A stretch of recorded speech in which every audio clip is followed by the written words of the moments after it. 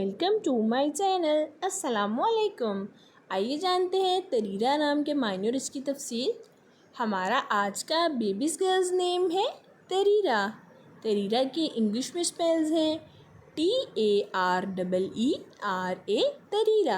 ये एक Islamic name है और लड़कियों के लिए रखा जाता है ये नाम। इस नेम के मायने हैं खूबसूरत तरीरा।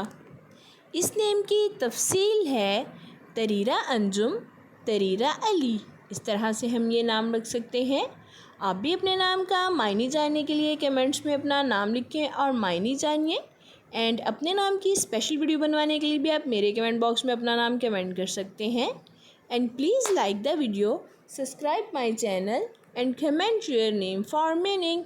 ओके डियर्स, फिर मिलेंगे न्यू नेम न्यू वीडियो के साथ। अपना ख्याल रखिएगा, दुआ में याद रखिएगा। अल्लाह हाफिज़।